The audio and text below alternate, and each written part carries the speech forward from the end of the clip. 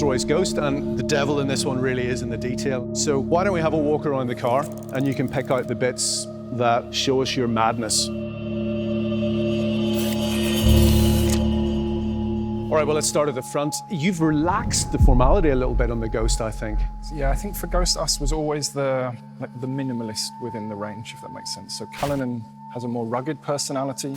Phantom is a more grand statement, but Ghost, I think this is part of its timelessness, is actually that self-assured confidence to it, let's say. So we've done that by, one, in the proportion. It's actually speaking to you more because it's physically wider.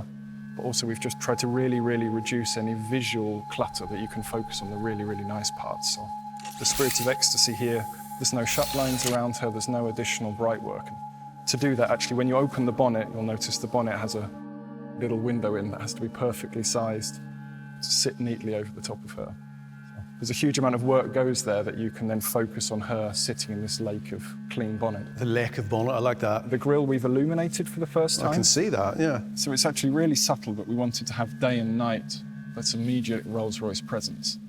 We found initially it was actually too overt because this polished stainless steel grille was, as you can imagine, with lighting on it, so reflective. So actually what we have to do is matte the back of every single one of these bars, that you just get that ambient glow. So how have you reworked the light signature in the Ghost? Yeah, we wanted to give it this slightly more assertive character to the current Ghost. So I think when you look at the car, she really looks back at you. And part of that's actually his precise lines that actually take your eye to the full width of the car. So you've got this focal point, like a human has a pupil that you look at. We're trying to create the same thing in the eyes. Henry, shut lines aren't particularly sexy. For those of you who don't know what they are, here's one here. It's where the panels intersect, basically. Yep, exactly. And they're a bit of a nightmare for you, aren't they? But you can see by looking across this car, you've pretty much eliminated the problem. Yeah, so we either have to place them in such a way that you won't read them, it doesn't stop your eye flowing along the car. So this one actually neatly picks up on a reference within the headlamp, and others actually we've physically removed. So now you can read from the A pillar all the way back to the rear lamp, where the rear lamp is just set in a one sheet of metal. And we do that because we hand weld and hand finish the roof to the pillar on every corner. And being an aluminium car, it means you have to weld and finish those at the same time so the heat doesn't distort anything. So you've got 4 people working in harmony to create it. I think that's the big thing when we're working on a Rolls-Royce is you want that macro gesture to be right. So it doesn't look like you've over-styled anything in any way. It should look effortless when you read it. Henry, we just stood right behind the car. The thing I noticed immediately was really surprising amount of rear tyre visible, that sort of planted stance. Yeah, exactly. We call it tapering, actually. So all of the lines are tapered to that visual point. So when you stand there, the shoulder lines, all of the lines from the roof, and even, yeah, like you say, the area behind the tyre, everything is drawn in, and it creates that sense of movement, also lightness. Actually, we're trying to visually take weight out of the car, that it has that feeling of gliding Rolls-Royce even when you look at it. The surrounding area is so pure and simplified. Yeah. And then you've got this sort of dazzling element. Yeah, it's exactly the same as the Spirit of Ecstasy on the bonnet. You've got a huge, clean canvas and then one focal point. So there's no shut lines intersecting the lamp. It's purely placed.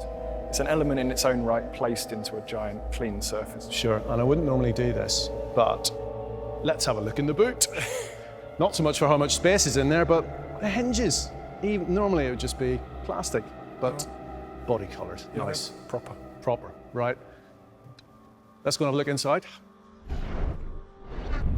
What should a post-opulent Rolls-Royce Ghost feel like inside? It should relax you. It should be in the middle of a hectic day or hectic things in people's heads. It should be, yeah, you sit in it and you feel relaxed. And I think part of that is the huge amount of acoustic work that's gone here, that it is physically very, very quiet, but also visually we've tried to move away buttons, move away in-your-face technology that is, what is there feels, one, intuitive, and also it's, authentic materials.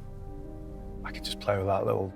And these ones are great because these are polished stainless steel, and actually they feel weighty in metal, and they move in the way you think they should move. Sure. And notably in Rolls-Royce as well, you guys still have rotary dials or knobs for the aircon and these lovely sliders. I really hate this modern insistence on pushing buttons and, the whole iPhone thing. And I think it's fascinating that in a 200 grand plus car, a super luxury car, one of the definitions of luxury is being able to do that yourself. Yeah, it's because it feels natural. It's like if we made it overcomplicated, it would take away that calming feeling that we're trying to do. Is there an optimum kind of détente, or whatever the word is, you know, when you turn these and you get that kind of little response, the feel, and here with the aircon thing? Have you worked out mathematically?